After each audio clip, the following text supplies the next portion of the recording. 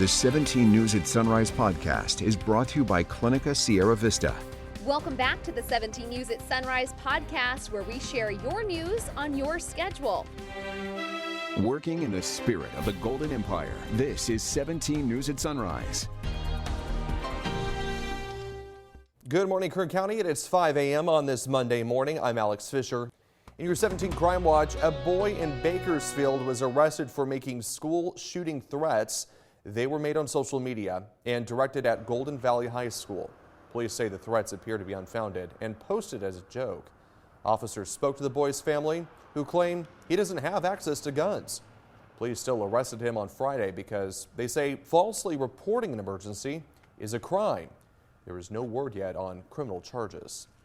Investigators say they need your help identifying 3 cars they say were involved in a homicide last year in southwest Bakersfield. It happened last April on Avila Street. 26-year-old Jarvis Nath was shot multiple times and died.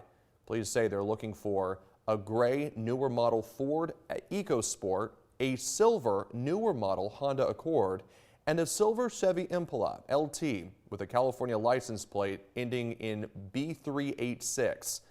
The homicide is one of 6 cold cases BPD is currently working on. Dozens of Los Angeles County-owned buildings are in need of seismic upgrades, according to a list released by the county. Cher Kelvin has more. Following catastrophic earthquake damage in Turkey and Syria, the LA County Board of Supervisors says it was a wake-up call to check in on local infrastructure. Turkey has exactly the same building code we do. Now published, a list of 33 Los Angeles County-owned buildings that are in need of seismic upgrades. The list includes the Kenneth Hahn Hall of Administration, the Department of Medical Examiner Corner, where autopsies are done, and multiple county USC medical buildings and parking structures. Built before 1978, they are made of non-ductile concrete, meaning they were built with brittle concrete elements like columns, beams, walls, and connections that would crumble in an earthquake. The big issue is usually that the corners of the building aren't properly tied together. So when the earthquake pushes sideways, they come apart, and that leads to collapse. The county will begin retrofitting, reinforcing these buildings with steel bars in the concrete. Many of these facilities house officials who would be critical in guiding the public through an emergency, like an earthquake. It's going to cost the county hundreds of millions of dollars and will likely take 10 years. We never thought that spending the money on retrofitting these buildings was worth the risk. Seismologist Dr. Lucy Jones says if we don't act before the big one, the loss of life will be devastating. When we modeled what would happen at a big San Andreas, more than half the deaths from the earthquake itself are in these type of buildings. So every one of them is a problem. In 2015, the city of LA required more than 15,000 at-risk buildings to be retrofitted over 25 years. Santa Monica and West Hollywood have enacted similar seismic upgrades. And today begins what is expected to be a consequential week for Donald Trump and the country. The former president is expected to appear in a New York City court tomorrow. NBC's Bree Jackson is in Washington this morning with the very latest. How do you feel, Mr. Trump? Former President Trump preparing to voluntarily surrender to New York authorities. He's gearing up for a battle.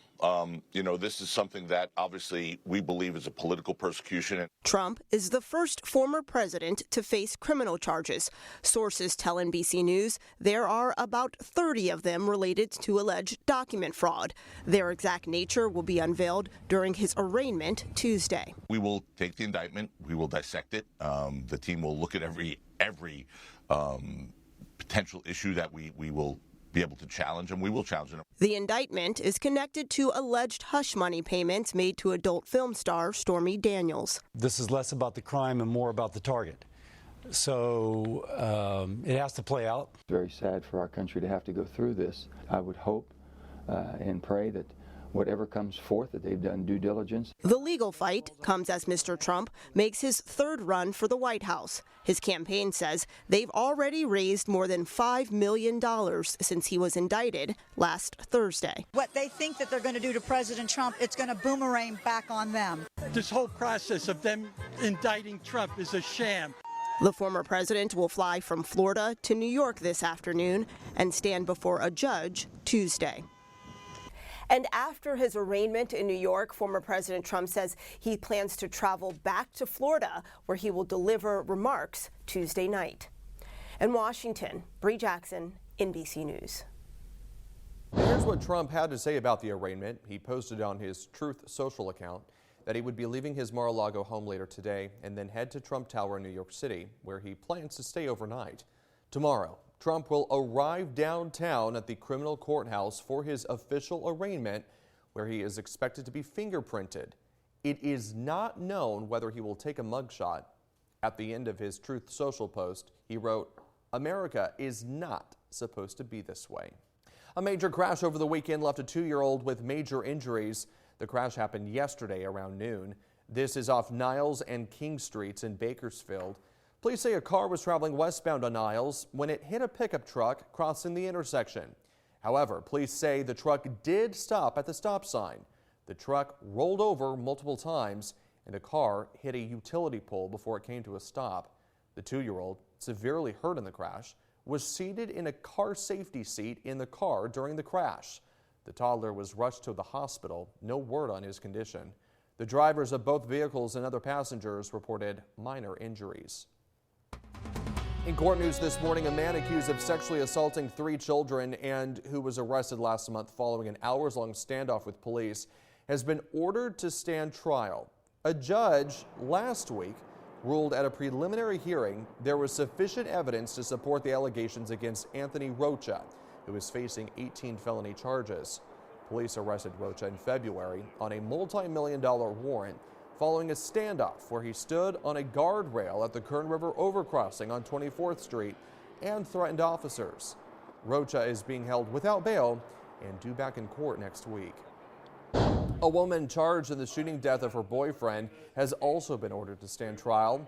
Investigators say Gabriela Martinez admitting to shooting 37-year-old Kevin Ramirez outside the Roseman Palms Motel the night of November 9th, claiming he abused her and she fired because she feared for her life. Court records say she later changed her story, telling police Ramirez planned to kill himself and the gun went off accidentally when she tried to take it from him. Surveillance footage later shows Ramirez and Martinez arguing outside the motel, with Martinez waving a gun in her right hand. Martinez is being held on $1 million bail and due back in court next week. Emergency crews are still searching for the driver who crashed a car into the Kern River. CHP says the car traveled about a 1/10 of a mile before it came to a stop on Friday. Officers believe only one person was inside the car. Crews searched the area for about 4 hours but could not find the driver.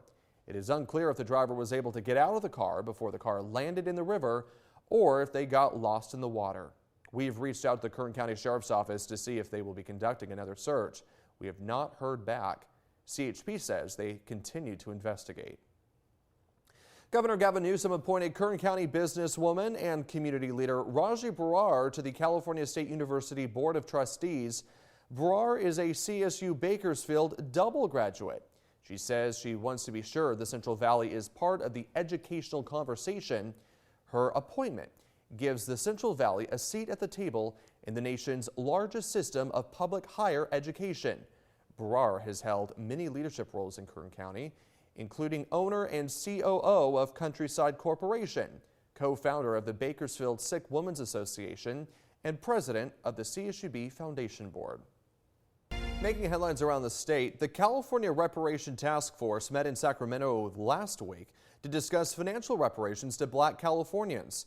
Karma Dickerson has more. Even more eyes on California's Reparations Task Force now. This is the group's first public meeting since the separate San Francisco Reparations Task Force made national headlines with the news that one of their draft proposals includes $5 million in cash payments to descendants of Black American slaves. As of today, though, the state of California has not put a dollar amount on what they see as the damages owed to Black Californians. When you deliver your findings to the legislature on June 30th, you'll be stepping into uncharted waters.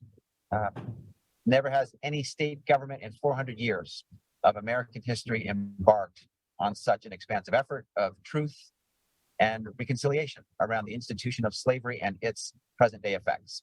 Attorney General Rob Bonta briefly spoke during Wednesday's meeting of the California Reparations Task Force, where, as in the more than a dozen previous gatherings over the last year and a half, members of the public weighed in, hoping to help chart those waters.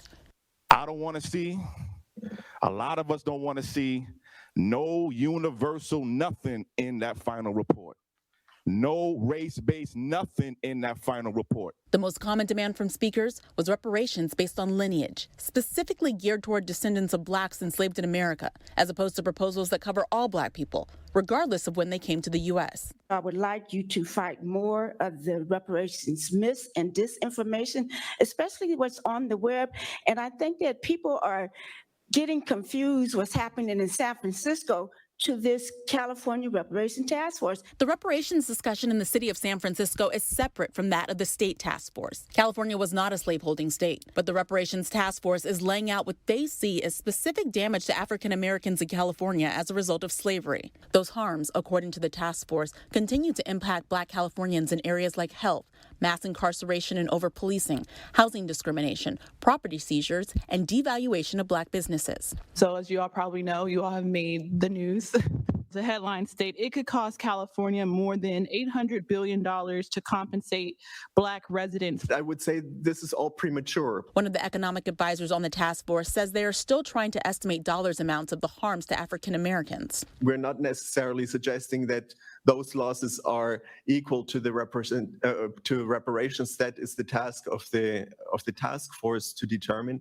At this point, the task force has not recommended any dollar amounts. July 1st, though, is the deadline to submit a final report of its reparations recommendations, which would then be drafted into legislation.